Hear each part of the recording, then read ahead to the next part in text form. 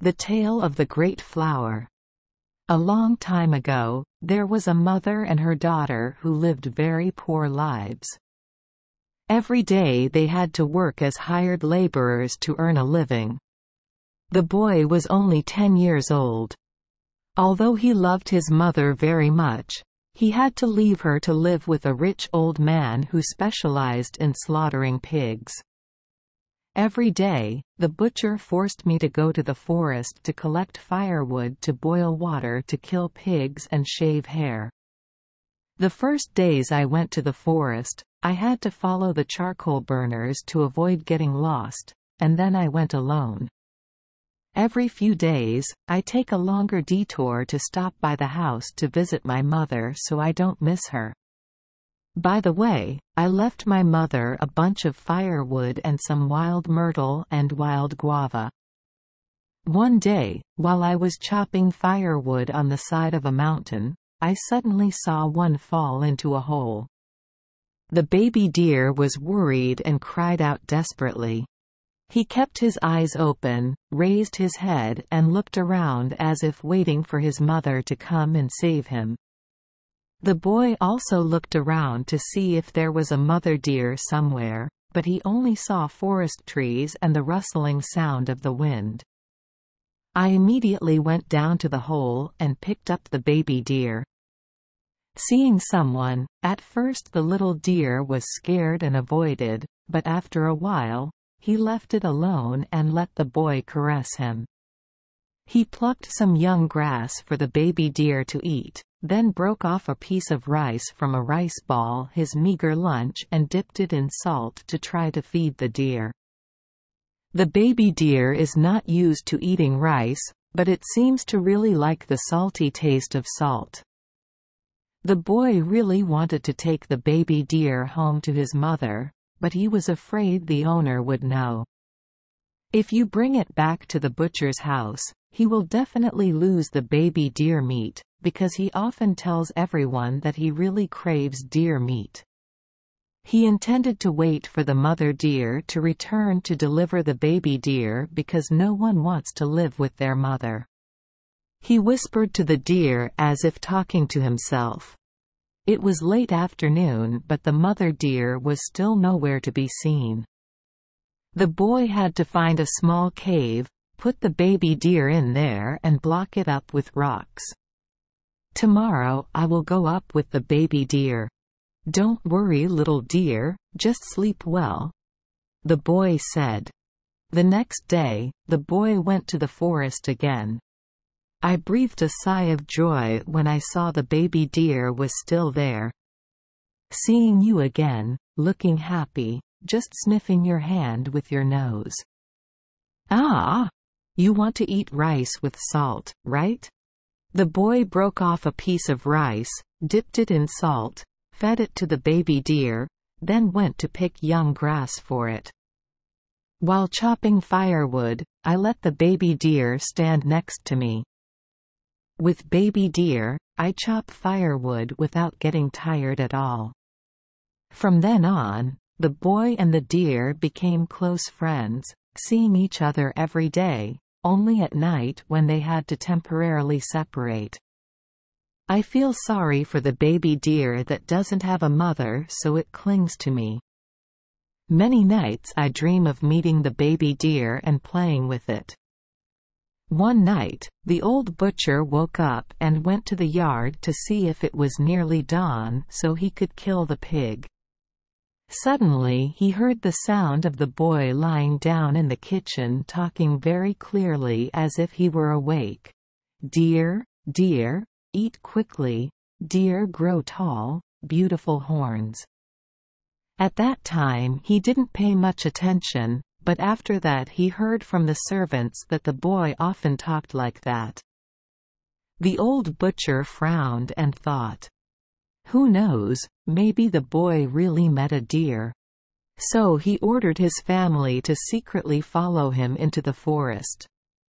He witnessed the scene where he and the baby deer met and cuddled together all day, so he immediately went back to tell the old man. The old man immediately said, "Yes, tomorrow I will go see, You all follow me to catch the deer and bring it back." The next day, the boy went to the forest again and looked forward to seeing the baby deer. In just a short time, the baby deer has grown noticeably larger and becomes increasingly wiser. It seemed that whatever the boy said and thought, the baby deer understood and obediently followed. But that day, when I had just picked up the baby deer from the cave and had not yet fed it, the butcher and 2 servants rushed to the place where the deer stood. The boy shouted loudly, "Run, deer! Run!" Seeing that the deer was still hesitant, the boy gave it a strong slap on the neck and shouted, "Run quickly!" The deer understood and rushed into the forest. The old butcher and 2 servants chased after him but could not keep up. The baby deer had run away and left them without knowing where to look. The old butcher was very angry and turned around to beat the boy. In anger, he took a stone and hit him on the back. Unfortunately, the stone hit him in the head, causing the boy to fall down and lie motionless. The old butcher left me in the forest and returned home with 2 servants.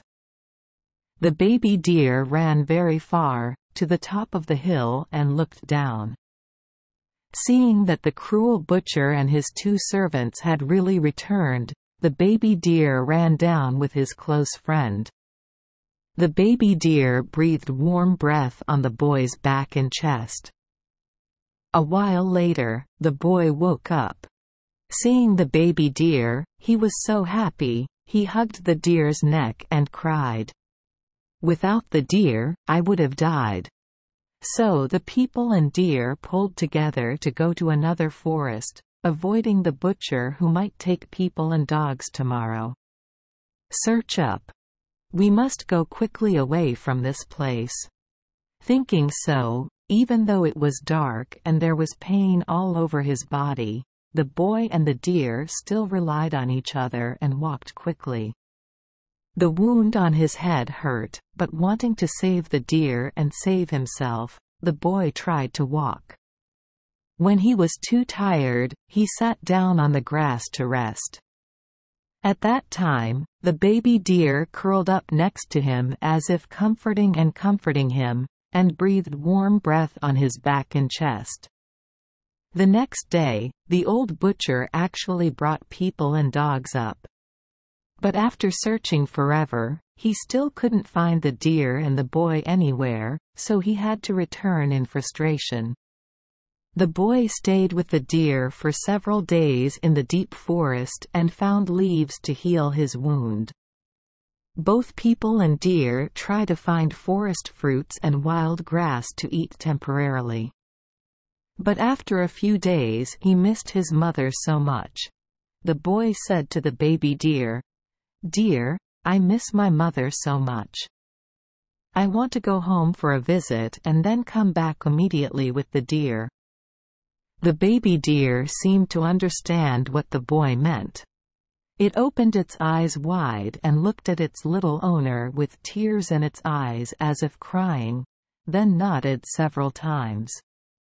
The baby deer took its little owner to the edge of the forest, then stood on a big rock and watched until the boy's small figure disappeared. The boy went back to see his mother and found out that a few days ago, the old butcher had sent someone to ask if he had escaped or not. His mother did not know that he had been beaten almost to death by the old man. The boy returned this time on the occasion when his uncle, who rented a boat, also came home to visit.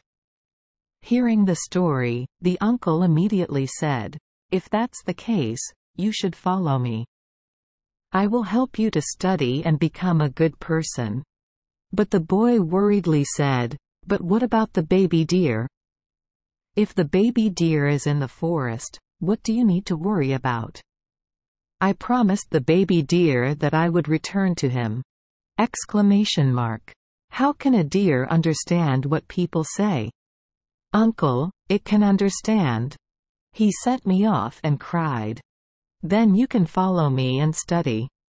One day when you grow up and return, it will not be too late for you to see the baby deer again. Will the baby deer wait for you? Yes. If he's smart, he'll know how to wait. I just feel sorry for him. Living alone like that would be very sad. Don't worry. Then it will find its herd to live in. But will it forget you? If it loves you so much, it won't forget you. Not knowing what else to do, the boy had to listen to the coaxing. For uncle and mother. That same evening, the uncle left to make the appointment with the boat owner. And that same night, the boy sat at the head of the boat, looked towards the high mountain and said loudly, "Baby deer, wait for me. I will come back, and will bring the deer down here to live with my mother and me." The boy wanted that, but life doesn't mean you get everything you want. The boy went with his uncle, and he sent him to study at a poor man who loved people very much. And on a long trip, the boy's uncle's boat sank and he never returned. The boy was raised by his grandfather, but from then on he had to stay with him forever. The way back to his mother's hometown was so far, he missed his mother even more. A few years later, he heard that his mother had passed away. No longer loving his mother, he remembered the deer. Who knows if the baby deer has now grown up and joined the herd to live with other people? Does the little deer still remember him, or has he forgotten? But the deer did not forget. It still misses its friend, its little owner. Every day he still went to the place where he said goodbye to the boy to wait for his friend who had promised to return to him, but he was nowhere to be seen. Years passed, the deer grew up, and its horns began to grow. The horns are getting bigger and bigger, but the deer is still as gentle as before. Deer is always looking forward to his old friend. But a deer's life is not as long as a human's life. Now the deer has become the leader of the herd. One day, the deer suddenly encountered a group of people burning coal. The deer wanted to come closer but was very shy of them. Waiting until everyone had left, the deer left the herd and approached the place where they had sat before. Seeing some salt scattered on the ground, the deer tasted the salty taste of the salt and suddenly missed his friend indescribably. So, he left the herd for another deer to lead, then alone went to the old place, where there was a cave where deer had lived there every day and waited for the boy. The cave is still the same and it lives around there. At that time, the grass grew luxuriantly around the mouth of the cave and the deer grew older every day. One day, when the sun was about to set, the old deer lay down, hid himself in the bushes right next to the cave and died. At this time, the deer's friend was in a faraway place and had a wife and children. One day, seeing someone selling deer horns, he suddenly remembered the old story and told his wife and children. He repeated the old saying every time he fed, "Deer, if you eat, you will grow quickly. The deer will grow tall, beautiful horns." The child immediately asked his father to take him back to his hometown, visit his grandmother's grave and go to the forest to see if the deer was still there. Loving his children, missing his mother and missing the deer, he immediately arranged to bring his wife and children back to his hometown. Returning to the old village, when asked, he learned that the cruel butcher one day took his dog to the forest to hunt and was bitten to death by a poisonous snake. After visiting his mother's grave, he immediately took his child to the forest. Occasionally the forest wind blew gently, bringing a scent that was both close and far away, welcoming and guiding him. Following the scent, father and son went straight to the cave where he had hidden the baby deer in the past. Both father and son were suddenly stunned and stood silently at the scene before their eyes. Next to the mouth of the cave grows a strange tree and is full of flowers. Its scent is so rich. Looking closely, the branches look very much like deer horns. At that time, a few people burning coal passed by. They said that, in the past, right where the flower tree was blooming, an old deer came from nowhere, came to live there, and then lay down dead. Then, near the mouth of the cave, this tree suddenly grew, with big leaves like deer ears and branches like deer horns. When the father heard about it, he immediately guessed that it was the old baby deer. It turned out he still remembered his little friend and was still waiting for him. Filled with regret, he immediately said, "Dear, I want to go back with the deer but I can't. Anyway, now we have met again." Father and son both prayed to the deer to let them bring the strange tree back to their hometown to plant, and to always remember the deer. Today, this flowering tree with branches resembling deer horns is called the Dai flower tree. Some people say that the word Dai comes from the word wait, wait. Thank you for joining us for today's fairy tale.